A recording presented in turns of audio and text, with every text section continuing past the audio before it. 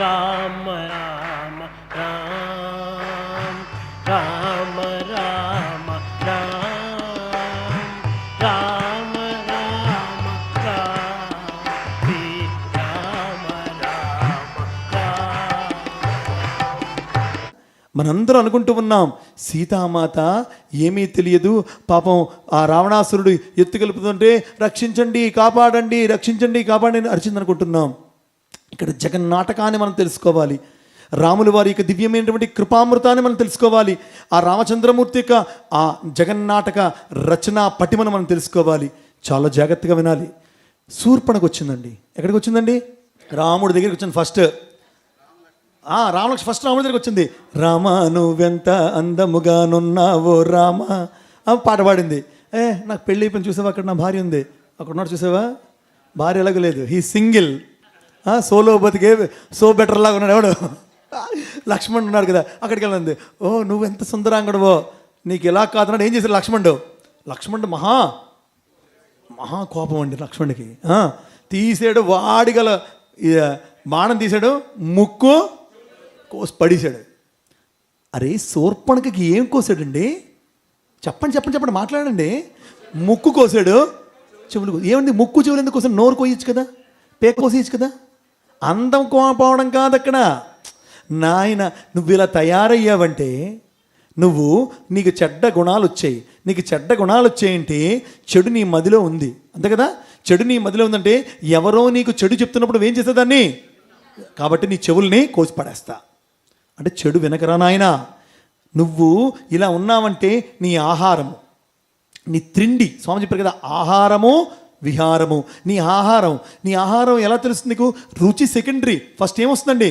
ఇలా వస్తూ ఉంటాం, పక్క నుంచి పకోడీ కొట్టు వాసన, అబ్బా ఒక్కడి పానీపూరి తింటే బాగుంది కదా, లేకపోతే బజ్జీ తింటే బాగుంది, చాటు వాసన రుప్పేస్తూ ఉంటుంది. ఎప్పుడు తిన్నవాడు కూడా ఆ 3 అంగుళాల 4 కోసం పరిగెట్టి వెళ్ళి ఎవడు చూస్తాడో ఎవడు చూడడం తిన్న వాళ్ళు ఎంతోమంది ఉంటాం మనం. కాబట్టి ముందర ఏమండి, నాలుక రుచి కన్నా ముక్కు ఈ వాసన వల్లే రుచి మరిగింది.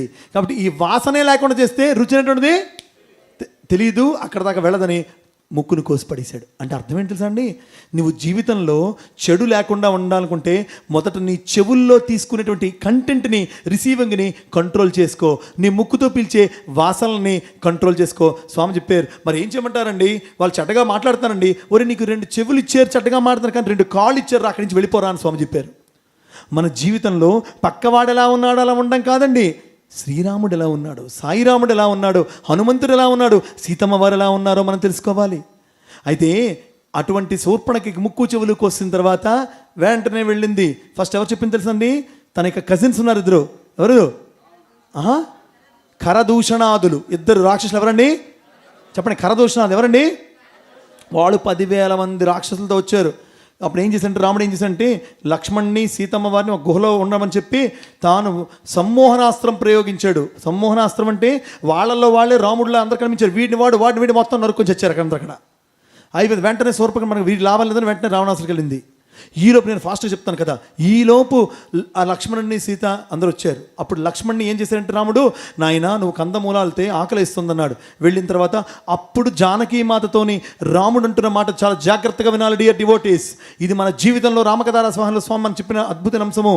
అమ్మా జానకి, మనం ఏదైతే లక్ష్య నిమిత్తమై ఈ భూమండలం మీద ఆవిర్భవించామో, ఏ అద్భుతమైన అంశం కోసమైతే అడవులకు వచ్చామో ఆ సమయం ఆసన్నమయ్యినది.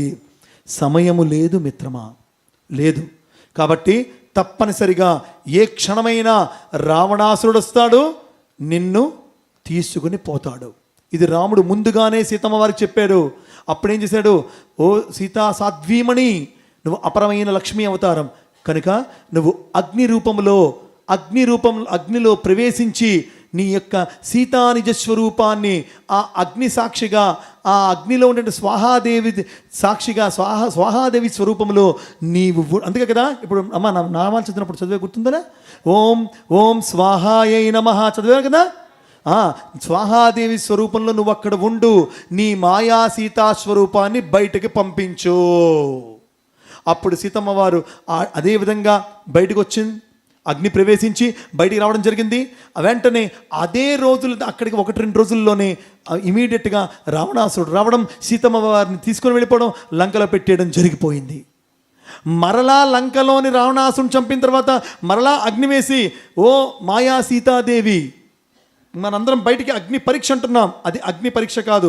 ఎప్పుడైతే మాయా సీతాదేవి మరలా అగ్ని ప్రవేశం చేస్తుందో, స్వాహా రూపంలో ఉన్నటువంటి యొక్క ఆ నిజ స్వరూపమైన సాక్షాత్ మహాలక్ష్మి అవతారము మరలా బయటికి గుర్తించి మనందరూ కూడా అద్భుతమైన రీతిలో దర్శనం అందించి రామ కార్యాన్ని తను నిర్వర్తించింది. ఇక్కడ ఇంకొక అండర్లైన్ పార్ట్ స్వామి చెప్పారు.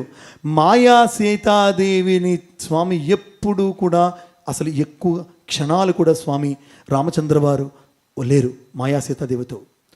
ఇప్పుడు కానీ అప్పుడు కానీ రెండు క్షణాల్లోని ఈ మాయా సీతాదేవి స్వరూపం అంతా కూడా కేవలం రావణాసురుణ్ణి ఆ యుద్ధ రంగంలోకి దింపి అక్కడ చంపడానికి జగన్నాటక సూత్రధారి అయినటువంటి యొక్క ఆ రామచంద్రమూర్తి రచించిన విరాట్ విలాసమైనటువంటి యొక్క లీలా వైభవన అంశాన్ని మనందరం తెలుసుకోవాలి. కనుక సీతమ్మ వారు ఏడ్చేరన్నా, అశోకవనంలో ఏడుస్తున్నారన్నా, కృంగి కృషించిపోయారంటున్నా, నీరసించిపోయారనుకున్నా, ఇదంతా కూడా కేవలం మాయా యొక్క లక్షణం, మాయా ఛాయా లక్షణం, మాయా గట్టిగా మాయా ఛాయా లక్షణం. కాబట్టి అమ్మవారికి నిజమైనటువంటి ఆనంద స్వరూపం తప్ప అన్యమైనవి ఏ ఉండవండి. మనకి అనేకమైన రుగ్మతలు, అనేకమైనటువంటి నేను చెప్పుకున్నాం కదా, ఇతరులని చూసి ద్వేషము కలిగి ఉన్న లోపల పక్షవాతం ఉన్నట్లే. నిజం. 4 జబ్బులు గుర్తుంచుకోండి. చెప్పండి. పక్షవాతము చెప్పాలి. పక్షవాతము, రక్తహీనత, కామెర్లు, జ్వరము, ద్వేషము, పక్షవాతం. ద్వేషం ఏంటండి? రక్తహీనత, అసూయట. రక్తహీనత నిన్న మీకు నేను చెప్పలేకపోయాను, అందుకే ఇప్పుడు చెప్తున్నాను. అసూయ, రక్తహీనత, జ్వరము, దురాశ. Very good, good student, good boy. దురాశ, జ్వరము. ఇంకోటి ఏం చెప్పాను? కామెర్లు, ఈర్ష్య, పచ్చ కామెర్లు. అంటే నీకు నీ 4లో ఏదున్నా నీకు లోపల రుగ్మత ఉందిరా నాయన. ఇది తెలుసుకోండి. అమ్మ నాయనో ఎంత ప్రమాదం అండి. బయట జబ్బులకి మందులు ఇస్తే పోతాయి, ఈ లోపల ఉన్న దానికి ఏ మందు వేయాలి? ఎందుకు మనం మందులు వేసినా సరే లొంగట్లేదు, అసలు ఏ మందు వేయాలి? అద్భుతం ఏంటంటే సంజీవిని వేయాలి. ఆ సంజీవిని తేగలిగినటువంటి హనుమంతుని గుర్తెచ్చుకోవాలి. ఆ హనుమంతుని నోట వచ్చి రామనామం గుర్తెచ్చుకోవాలి. సీతమ్మ వారు ఎప్పుడూ ఏడవలేదు. ఆమె సంపూర్ణ ఆనంద స్వరూపమే, ఆనంద స్వరూపమే, ఆనంద స్వరూపమే.